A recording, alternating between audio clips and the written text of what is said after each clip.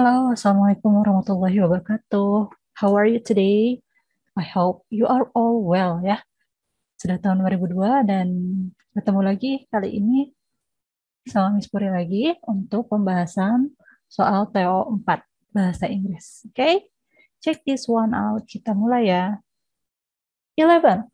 What will happen when the lower esophageal sphincter doesn't close after entry food? Oke, keywordnya si lower esophageal sphincter ini doesn't close after. Okay, let's search. Kita cari ya. Di sini nih.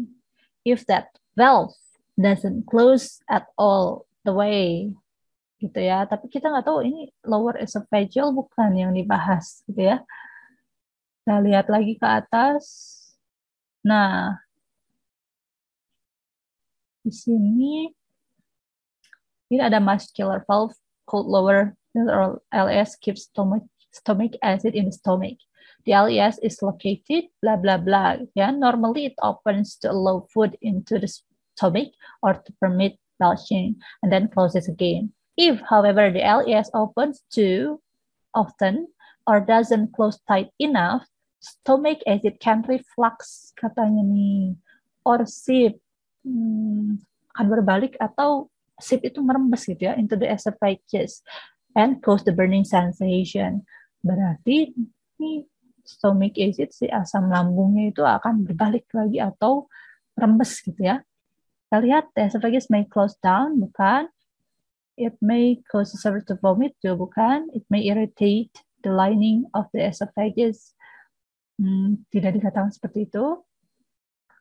Stomach acid bakes up. Ini betul ya. Akan kembali lagi ke esophagus. Oke, the food kan. Jadi yang D. Oke, number 12. Tentang penyakit semua ya. Tadi heartburn, sekarang hypertension. Oke, number 12. What topic does the paragraph following the passage most likely discuss? Topik lagi. Oke, kita lihat. Hypertension is a chronic medical condition in which the blood pressure in the arteries is persistently elevated. Hypertension is also sometimes called high blood pressure. High blood pressure usually doesn't cause symptoms. Long-term high blood pressure, however, is a major risk factor for many illnesses. These include coronary artery disease, stroke, heart failure, atrial fibrillation, peripheral vascular disease, vision loss, chronic kidney disease, and dementia. Oke, ini tentang definition, ya kan? Oke, just about definition. Definition, ya. Paragraf keduanya kita lihat, high blood pressure is categorized into two major types. Ini types-nya. Okay, blood pressure is expressed by two measurements, namely the systolic and diastolic pressures. Ini tentang measurement-nya. Bagaimana gitu ya mengukur high blood pressure, lifestyle changes and medication. Oke, ini tentang lifestyle and medication. Kalau kita lihat dari awal dan sampai akhir ini, gitu ya, ini membahas tentang definition tentang hypertension secara umum. Kita lihat di pilihannya ya. The type of hypertension. Kalau tipenya saya tidak. Definition of hypertension, ya ada juga. Tapi apakah keseluruhannya? Type juga apakah keseluruhannya tentang tipenya? The treatment of hypertension. Treatmentnya justru di sini tidak dibahas ya. Measurement, pengukurannya, variation of hypertension medication juga bukan. Nah, kalau kita lihat di sini, karena ini keseluruhan membahas tentang apa itu hipertensi, tipenya apa, pengukurannya, bisa diartikan ini tentang definition of hypertension, ya. Definisi dari hipertensi yang diperluas, diperlihatkan tipenya apa, measurement-nya juga apa, lalu bagaimana pengobatannya, gitu ya. Jadi secara umum ini tentang definition of hypertension. Oke, so the answer is B. Okay, 13. What is the author's attitude? Nah, author's attitude lagi ya. Oke, kalau objektif itu apa sih? Objektif itu ketika kita tidak memihak kepada pihak apapun gitu ya. Jadi di sini tidak memihak atau jadi yang dibahas hanya fokus kepada objek tertentu saja dan tidak memunculkan perasaan pribadi di situ gitu ya. Tidak memunculkan perasaan pribadi juga. Cautious itu berhati-hati gitu ya. Empathy tahu ya, berempati. Persuasif tadi mengajak, supportive itu berarti mendukung. Kalau yang namanya mendukung berarti dia setuju dengan apa yang tertulis di sini dan dia membantu untuk menjelaskan lagi pada umum, itu supportive.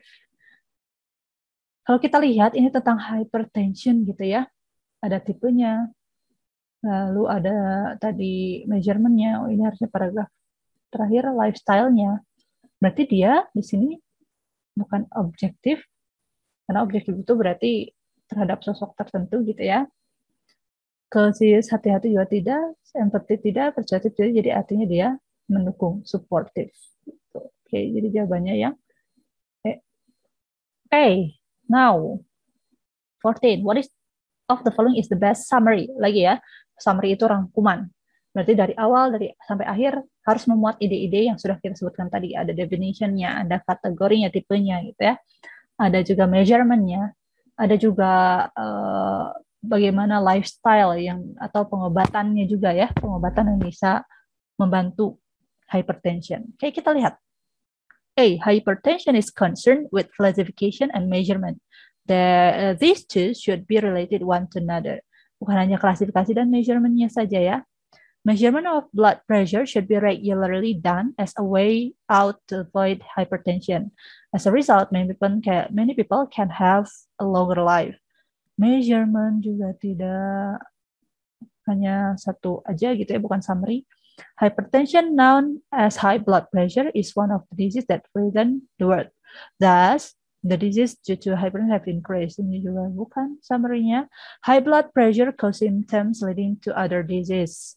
Due to high demand of treatments, people use blah blah blah. Ini juga bukan. Hypertension is caused by unhealthy lifestyle and genetic factors. People with high blood pressure need to change their lifestyle and seek medical treatment. Oke, nah kalau ini memuat banyak nih, ada penyebabnya, karena apa, lalu ada di akhir kesimpulannya seperti apa. Jadi jawabannya yang betul yang iya. Soal terakhir, number 15. Based on the passage. Nah, kalau ini kita harus cari pernyataan yang benar berdasarkan teks ya. The heavier you are, the higher your risk of taking medication. Semakin berat kamu, katanya semakin tinggi juga resiko untuk mengkonsumsi obat. Di sini hanya dikatakan kalau misalnya lifestyle changes include weight loss, decrease salt intake. Berarti kan weight loss. Artinya kalau weight loss itu kita harus mengurangi berat badan agar tidak berpotensi mengalami hypertension gitu ya. Di situ bukan dikatakan semakin berat kita, semakin beresiko juga kita minum obat. Tidak seperti itu kesimpulannya. The less salt you consume, the lower the chance of low systolic. Semakin sedikit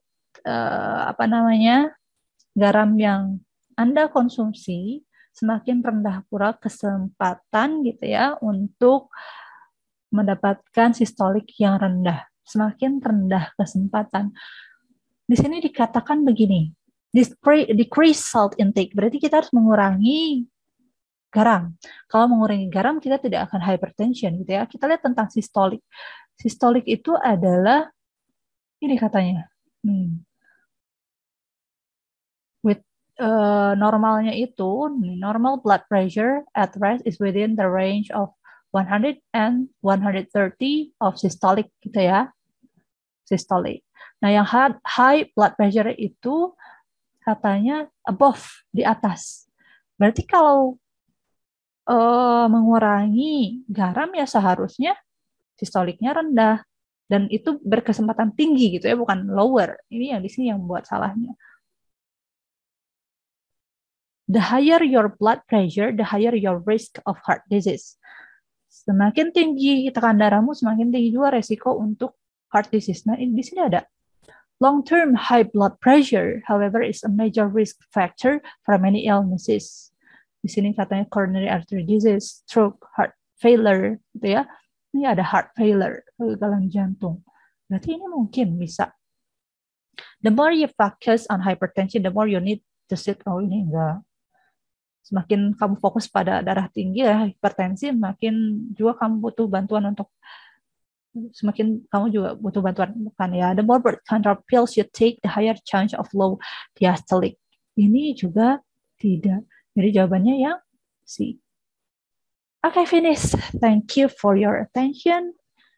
And then see you again later in the next video, in the next discussion. Okay, bye-bye. Assalamualaikum warahmatullahi wabarakatuh.